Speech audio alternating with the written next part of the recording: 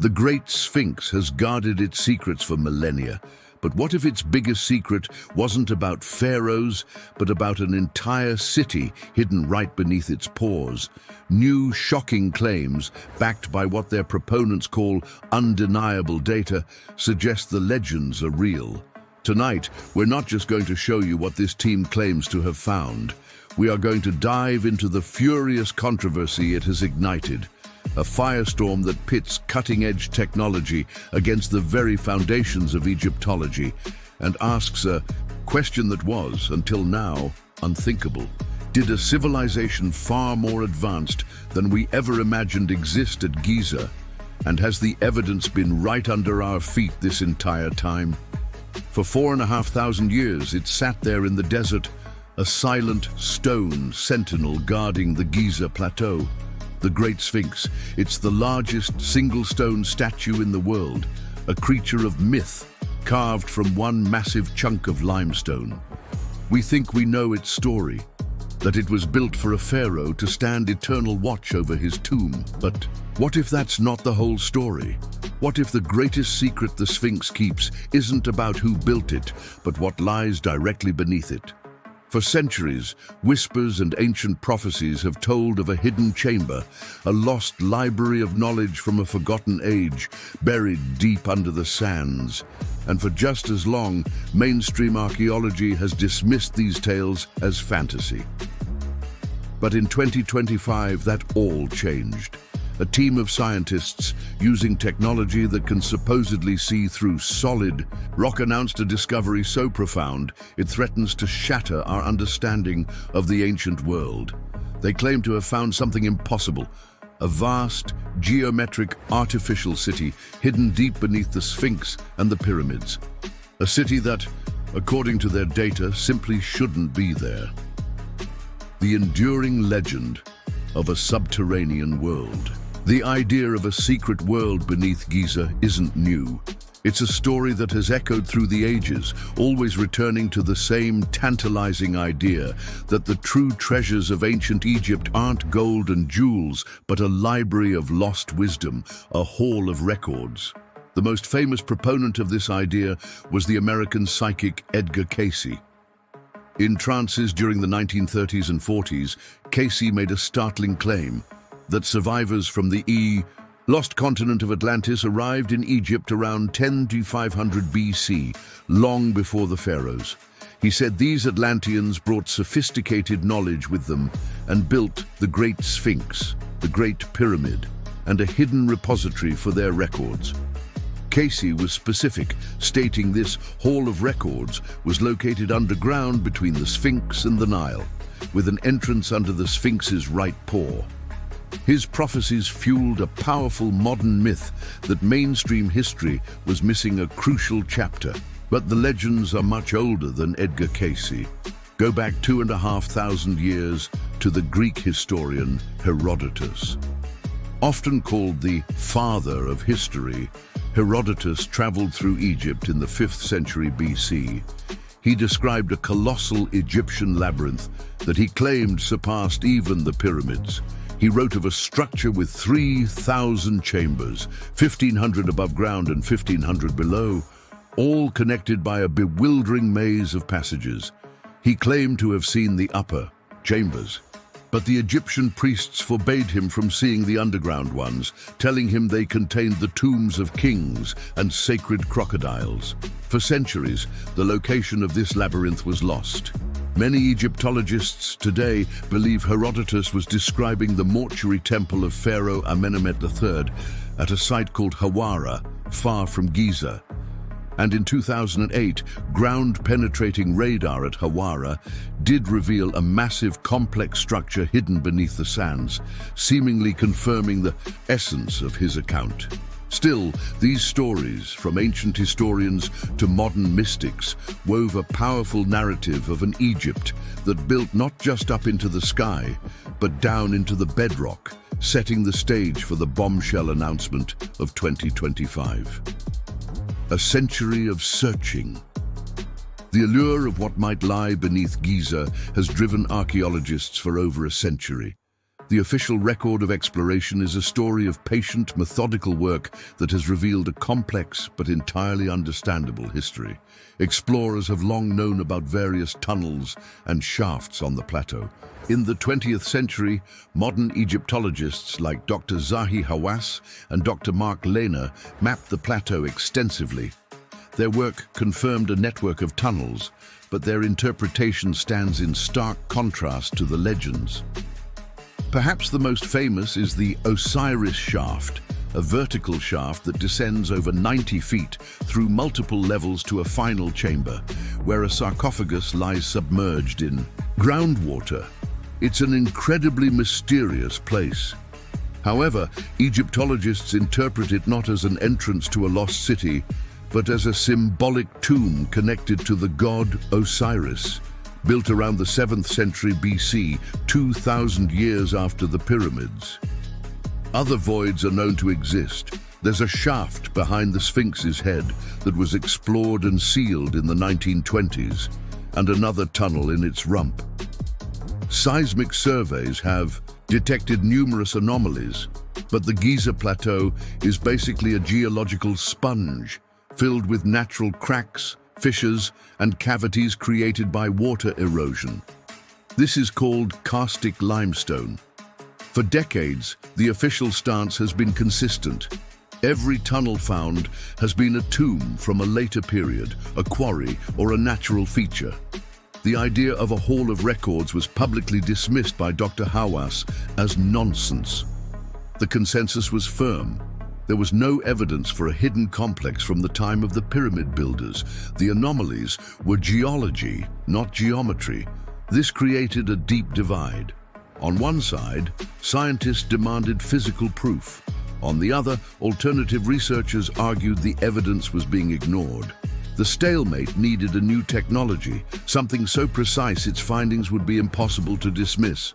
In 2025, a team claimed they had finally found it, the 2025 bombshell, and a new technology. In March of 2025, the academic debate over Giza's secrets was shattered. An interdisciplinary team of Italian and Scottish researchers, led by Professor Corrado Malanga and Dr. Filippo Biondi, announced findings that were, to put it mildly, revolutionary. They turned their attention to the ground beneath the plateau, and what they claimed to have found there seemed to vindicate the wildest legends. Their key was a novel application of a technology called synthetic aperture radar, or SAR. But Malanga and Biondi added a twist, a technique they called SAR Doppler tomography. Instead of just a static image, their method analyzed microscopic vibrations within the stone caused by the Earth's constant seismic hum.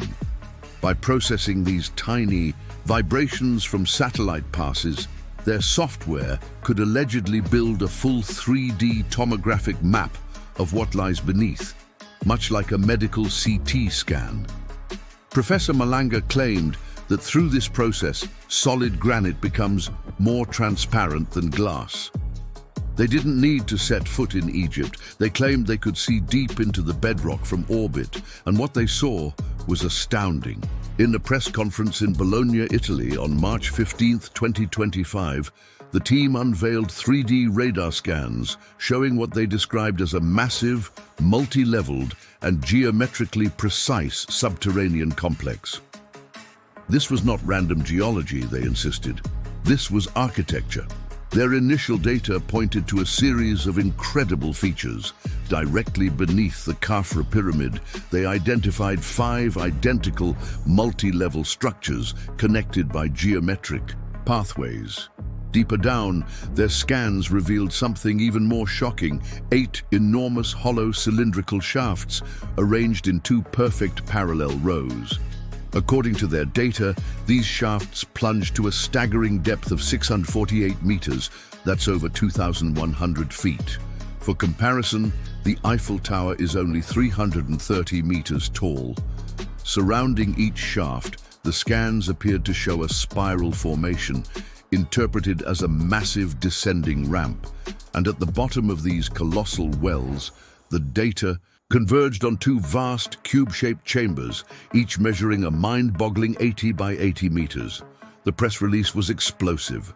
It claimed the entire system stretched for roughly 2 kilometers, an interconnected network fanning out beneath all 3 Giza pyramids. They weren't just proposing a hidden chamber, they were claiming the discovery of a lost city. The data unveiled, a city in the scans. As the 3D models from the Khafra research project spread online, the sheer scale of the alleged discovery began to sink in. This was a direct challenge to everything we thought we knew about the ancient Egyptians' capabilities. Let's break down what their data claimed to show. First, the complex near the base of the Khafra pyramid. 5 structures with multiple levels and sloped roofs, all interconnected by straight pathways. The geometry, the team argued, was too perfect to be natural. Then the centerpiece, the 8 vertical shafts. The 3D models depicted these as perfectly cylindrical voids with spiral ramps, suggesting a means of transit deep into the earth. This wasn't a burial pit. This looked like infrastructure. The 2 cubic chambers at the bottom were perhaps the most enigmatic feature. Why build 2 identical, enormous cubes over half a kilometer underground? Each 80-meter cube would have a volume of 512,000 cubic meters. That's over 1 million cubic meters of empty space, seemingly carved out of solid rock. The team even suggested the entire system was interconnected by a web of tunnels, creating a true subterranean network stretching across the plateau. The implications were staggering. Mainstream Egyptology holds that the pyramids were built around 2500 BCE by a Bronze Age civilization using copper tools. The idea that this same civilization could excavate a city-sized complex at depths exceeding modern mining operations seemed impossible. The research team leaned into this. They began connecting the findings to ancient myths, like the halls of Amenti from the esoteric emerald tablets. The narrative was powerful. We hadn't found tombs, we had found technology. The online world erupted. Here, it seemed, was the proof so many had been waiting for. For a moment, it felt like the history books were about to be torn up and rewritten. The scientific backlash, a reality check. Just as quickly as the excitement exploded, a wall of scientific skepticism rose to meet it. Almost immediately, geologists, physicists, and mainstream Egyptologists began to raise serious questions. The single biggest hurdle for the lost city claim is simple: water. The Giza Plateau is made of porous limestone, and below the surface, this rock is saturated with water. This is the water table, and at Giza, the water table is incredibly high. Studies have mapped it precisely. The pyramids sit on higher ground, but even there, the dry bedrock only extends down about 30 to 40 meters. That's 100 to 130 feet. Below that, you hit a massive saturated aquifer. This is a colossal problem for the claim of a dry complex extending 648 meters down. For such a city to exist, its builders would have needed to not only excavate millions of tons of rock from unprecedented depths, but also to somehow hold back unimaginable water pressure. Such a feat would challenge even modern engineering, let alone a civilization from 4,500 years ago. The second issue was the technology itself. Critics doubted SAR's ability to penetrate dense rock to such extreme depths and return clear data. They argued that resolving geometric shapes nearly half a mile down is a monumental claim. Without the raw data being made available for independent peer review, it's impossible for other scientists to verify the results. The fact that the claims were made in press conferences rather than a formal peer-reviewed paper raised red flags. Experts pointed out that the complex geology of Giza is notorious for creating misleading radar results. What one person interprets as an artificial chamber, another might see as a natural cave. The problem isn't that the radar detected something. The problem is the interpretation of what it detected. Mainstream Egyptologists urged extreme caution. They stressed that no claim of a major discovery can be confirmed without physical excavation. Until a drill or a camera goes down into one of those alleged shafts and shows a man-made wall, it remains speculation. The scientific community's response wasn't a conspiracy, but a call for rigor. The burden of proof lies with the team making the claim. Until then, the lost city remains a ghost in the machine. What does it all mean? A clash of worlds. The 2025 Giza announcement has created a fascinating and deeply polarizing moment.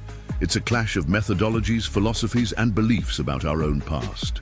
On one hand, if we imagine for a moment that the claims are accurate, the consequences are world-altering. It would mean a highly advanced society with knowledge rivaling our own existed and then vanished. The pyramids would no longer be just tombs, but the tip of a mysterious iceberg. The questions would be endless. Who were these people? Where did their knowledge come from? And what was the purpose of this vast underground machine? Every history book would have to be rewritten. On the other hand, if the claims turn out to be a misinterpretation of geological data, the story is a powerful cautionary tale. It highlights the gap between data and truth. A compelling 3D rendering can feel more real than a dry academic paper. A sensational claim can travel the world in an instant, long before it's been properly vetted. This exposes the tension between the slow, methodical pace of traditional archaeology and the lightning-fast world of new technologies. New tools have always driven science forward. Moon scanning, for instance, successfully identified the big void in the Great Pyramid, proving there are still secrets to find. This new approach could be the next step. However, it also highlights a danger. When claims are presented directly to the public without passing through peer review, it can create a narrative that runs counter to scientific consensus. The controversy becomes about who gets to be the gatekeeper of history: the established academic community, or independent teams with new tools who claim to see what the establishment has missed. Ultimately, the meaning of the 2025 Giza scans is still being written. It could be the first chapter of a new history of humanity, or a footnote about the importance of verifying data. One thing is certain: it has reignited the world's fascination with Giza's deepest mysteries. So, where does this leave us? Standing at a crossroads between myth and science, between spectacular claims and sober reality. On one side, a team of researchers presenting high-tech data that seems to show the impossible, a vast artificial world hidden beneath the most famous monuments on Earth. On the other side stands the bedrock of scientific skepticism, grounded in geology and hydrology. Mainstream experts point to the high water table, the need for peer review, and the ultimate requirement for physical proof. The lost city beneath the Sphinx, for now, remains an enigma. It exists as a ghost in the radar data, a set of images that could be a paradigm-shifting discovery or a grand misinterpretation. The controversy highlights our deep-seated desire to believe that our ancestors were even more remarkable than we ever imagined. The next steps are clear, even if the path is not. The scientific community calls for the full data to be released for analysis. The world waits to see if permission will ever be granted to drill a borehole, to lower a camera, and to finally get ground truth. Until that day comes, the Sphinx will keep its secrets. The ultimate mystery is no longer just what lies beneath the Giza Plateau. It is now also, will we ever be able to prove it? The scans of 2025 may not have given us the final answer, but they have reignited the question in the most spectacular way imaginable, ensuring that we will all continue to look at the silent Sphinx and wonder.